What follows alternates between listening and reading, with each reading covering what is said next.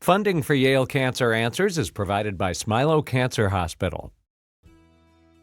Welcome to Yale Cancer Answers with Dr. Chagpar. Yale Cancer Answers features the latest information on cancer care by welcoming oncologists and specialists who are on the forefront of the battle to fight cancer. This week, it's a conversation about the role of forever chemicals in cancer metastasis with Dr. Caroline Johnson.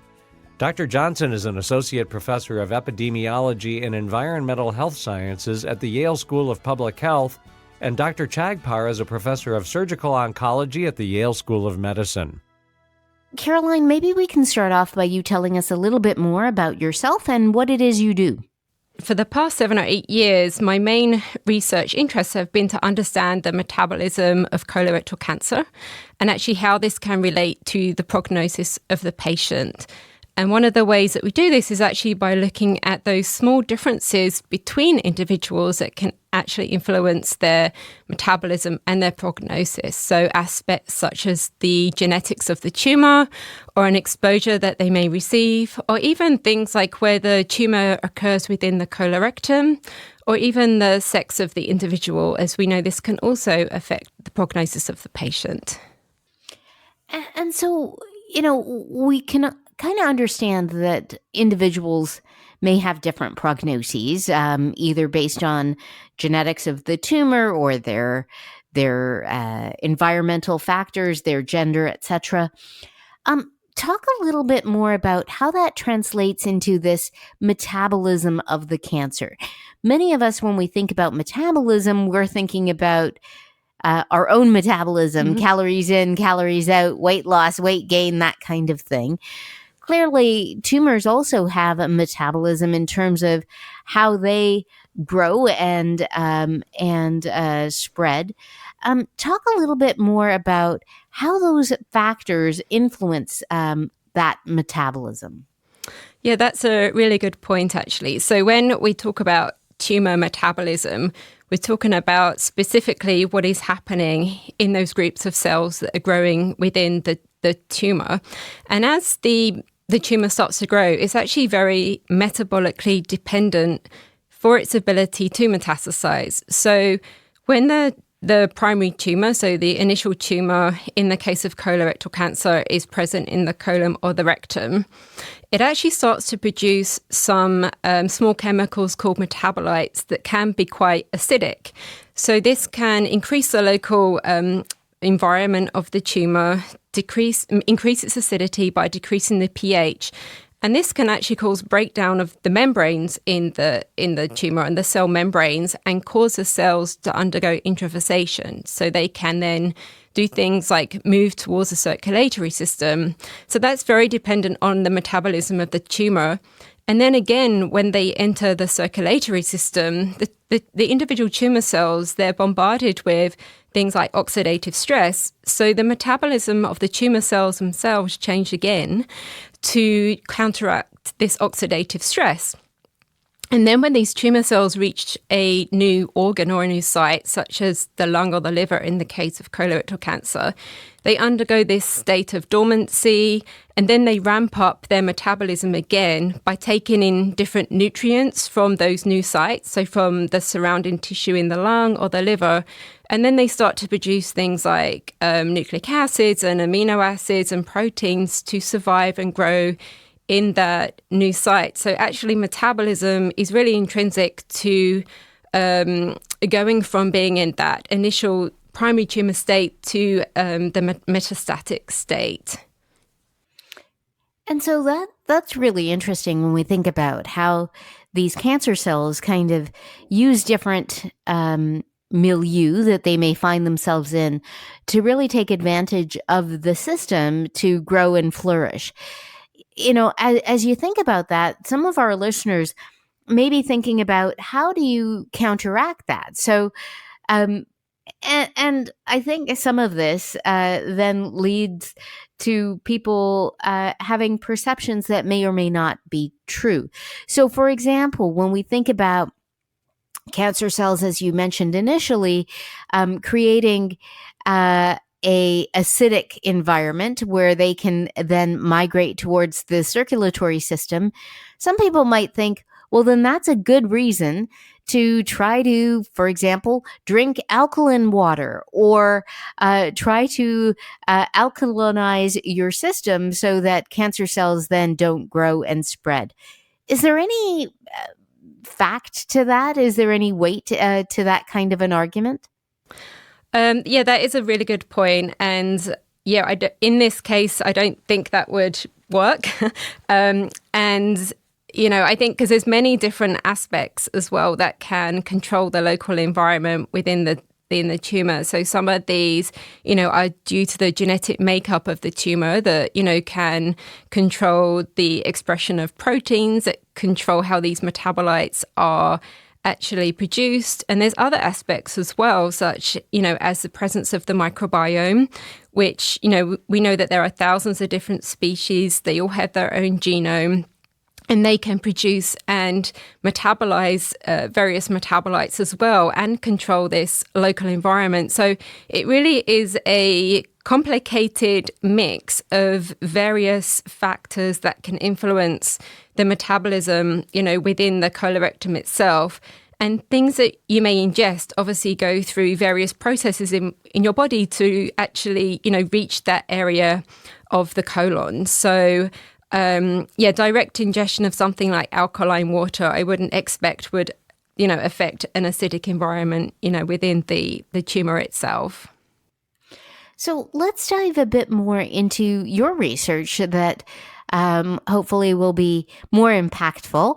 Talk a little bit more about how your study of this metabolism, what exactly you're doing in your lab, and how you hope that will then lead to meaningful impacts for patients long term. Yeah, so we're trying to look at all these different, aspects of individuals, such as, we've done a lot of research so far on, whether the sex of the patient, can influence prognosis, and other aspects too. And the way that we look at this is by using a technology called mass spectrometry-based metabolomics. And what we do here is that we take the tumor samples from individuals. So our very first study actually looked at 200 different tumor tissues from males and females. And we analyzed each of these tumors to see what their metabolism looked like. So all the individual metabolites that were present. So we take these tumor samples and we use this technology called liquid chromatography-based mass spectrometry metabolomics. And this essentially is like using a giant molecular sieve and a weighing scale. And it can give chemical information on the thousands of different small molecules or chemicals or metabolites that are present within each tumor. And these metabolites can come from things like, your diet, from different environmental exposures, if they're at a high enough level. And we can tell about different aspects of microbial metabolism as well. And we look at all of these metabolites together as they do have some dependency on each other. And we can predict what biological effects these metabolites could be having. And I guess one analogy that I like to think about when I'm thinking of metabolites and how they link to biology is kind of like the New York City subway system. So we know that the New York City subway system has various different train lines, and each of these train lines has specific subway stations along them, and we know which train lines go along to which subway stations. It's the same with metabolism. So if we think of each of these train lines as metabolic pathways, and each of these subway stations as metabolites, we know which metabolites are linked to certain metabolic pathways that control metabolism and control biology. So things like controlling oxidative stress, producing energy, controlling fat metabolism and things like that. So then we start to put together a picture of how certain factors such as the influence of an exposure or the sex of the individual can alter these aspects of biology and can be health indicators for us. And that's really interesting and important work in the sense that, if you're finding that there are differences based on gender in terms of these metabolites, then by definition, that means that the biology, how men and women, their biologic systems process these metabolites is different. And so that has really profound implications, not only in terms of the differences in terms of the rate at which men and women get cancers, but potentially in terms of how they're treated as well. Is that right? Yeah, that is correct. And in colorectal cancer, to my knowledge, I'm not a clinician, I'm a basic science researcher, is that men and women aren't stratified, by sex for treatment. And there have been a couple of publications that I saw over the past year where they've seen that men and women have different outcomes when they receive the same type of chemotherapeutics. So using combination chemotherapeutics, one study saw that the female patients actually had a poorer prognosis than the male patients. And this is probably a combination of, metabolism and immune responses. So that, yes, there's definitely a difference that we see. And in terms of incidence and mortality, males generally have a higher incidence and mortality from colorectal cancer. But for women, they still have, for colorectal cancer, it is still the third leading cause of cancer-related deaths for them. So it is still very important, I think, to study both males and females separately, in terms of colorectal cancer. Yeah. And I think that's, we've seen similar things in terms of research looking at gender differences, even in things like heart disease, where initially all of the trials were done using white males. And what we then discovered was that men and women are different in terms of their cardiovascular health. And that's why I think it's so important that we try to get a diversity of people to participate in clinical trials so that we really can understand the biology of different particular groups who may have different biologies. And so, I think that certainly might be an area for further work. I know you're not a clinician, but thinking about how different drugs get metabolized in men versus women, how different drugs might affect the immune system in different people may actually potentially have an impact in terms of how they're treated. Is that kind of where your research is heading in terms of highlighting these differences? Yeah, yes, exactly. And, some of the research that we're doing at the moment is actually looking at some of the in vitro data that has been generated on the genomes of various different colorectal cancer cell lines that come from males and females, and looking at how the drugs can actually work in these cell lines. And we do see that there are sex differences in how effective that these drugs may be. So a PhD student we have in the lab is currently working on this as part of her dissertation thesis. But, what we hope to do is to then translate these findings that we have in the cell lines eventually into looking at, if we see the same effect in patients by sex and gender as well. Fantastic. Well, we're going to take a short break for a medical minute, but please stay tuned to learn more about the role of forever chemicals in cancer metastasis, a topic we'll get more into right after the break with my guest, Dr. Caroline Johnson. Funding for Yale Cancer Answers comes from Smilow Cancer Hospital, where all patients have access to cutting-edge clinical trials at several convenient locations throughout the region. To learn more, visit smilowcancerhospital.org.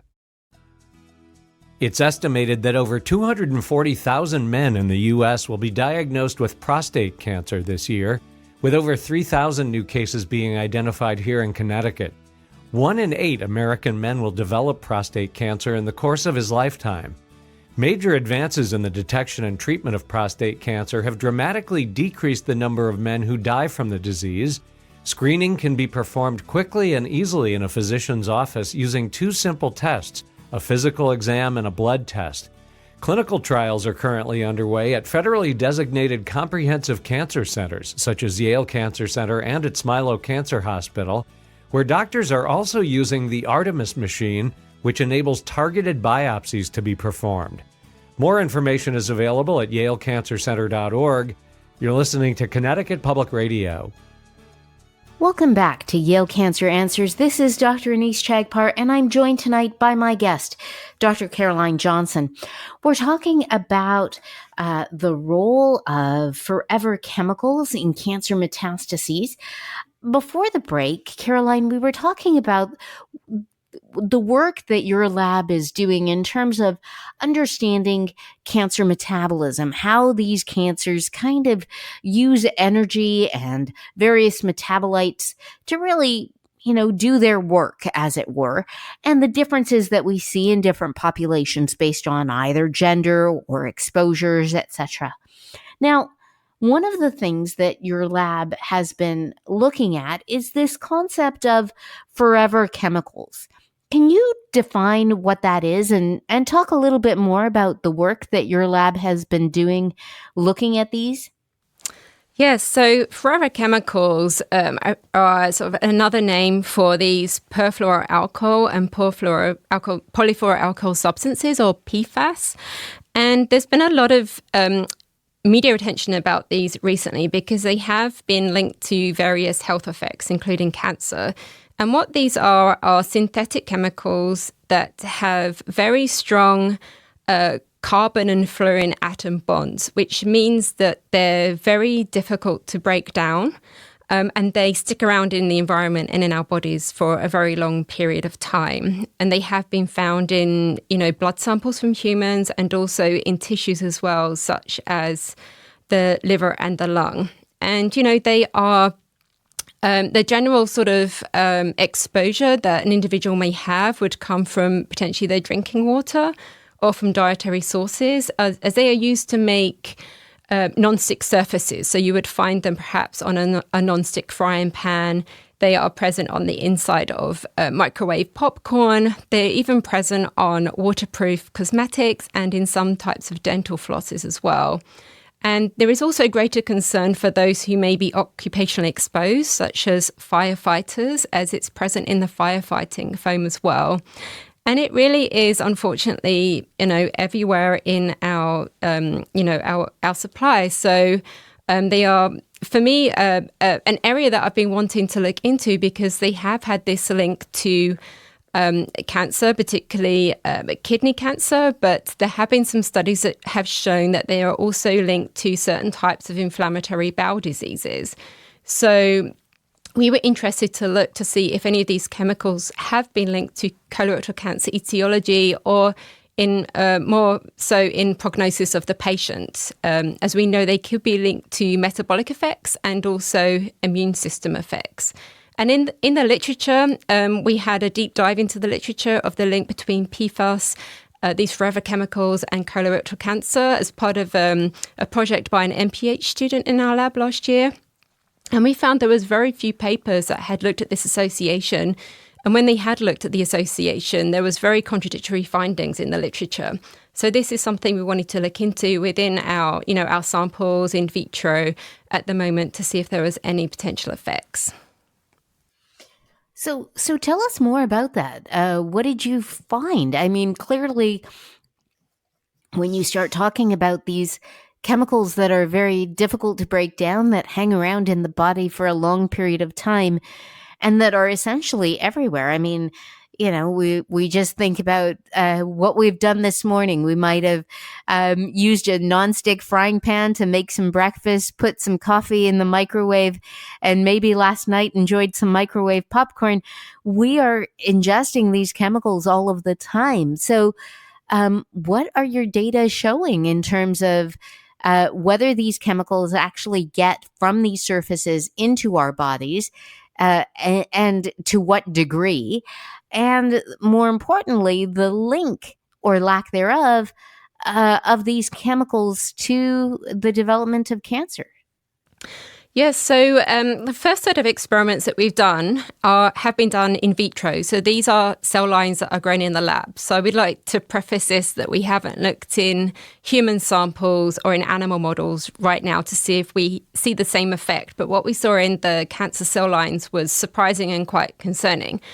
So we used two of these chemicals, PFOS and PFOA, and they have actually recently been classified as Class 1 and Class 2B carcinogens by IARC, which is an agency of the WHO.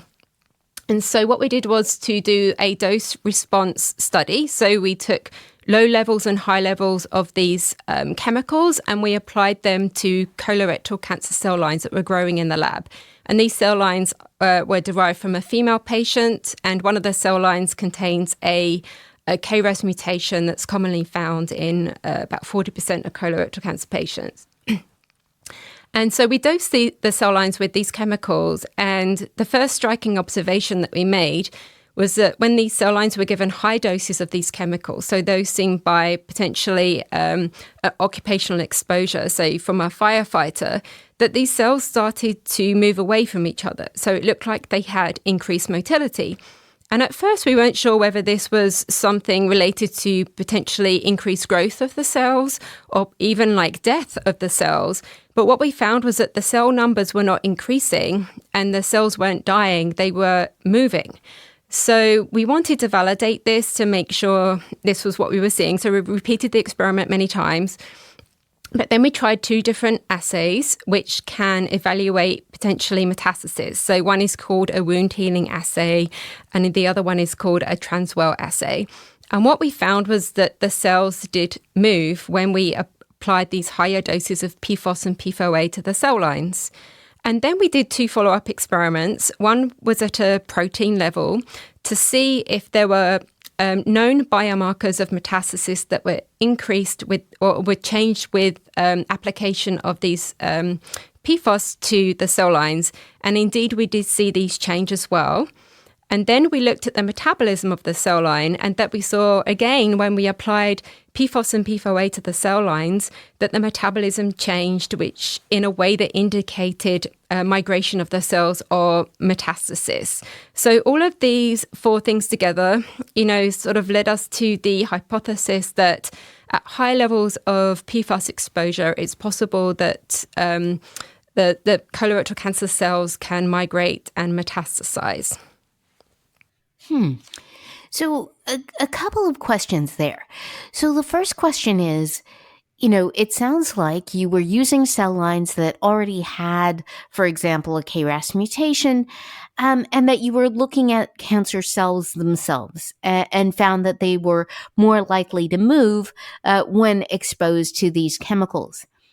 In cell lines or in people who don't necessarily have a cancer already, do these chemicals cause that kind of a cancer, or is this really more so of a risk of metastasis in people who already have cancer?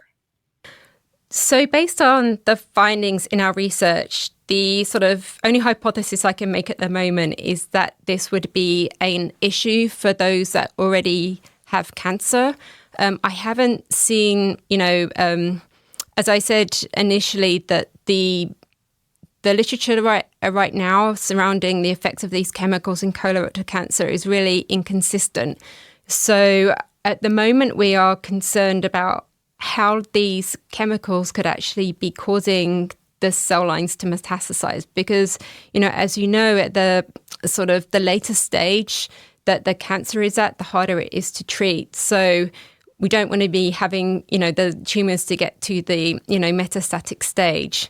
And what we've seen as well through our results is that this could be, potentially due to a number of things. It could be altering these, proteins that could be initiating metastasis. We also see from some predictive models that it could be linked to inflammation and immune modulation as well. So there is definitely a lot for us to investigate further, as this has just been, one set of cell lines and grown in vitro in the lab. So that's something that we are looking to investigate, in the next year.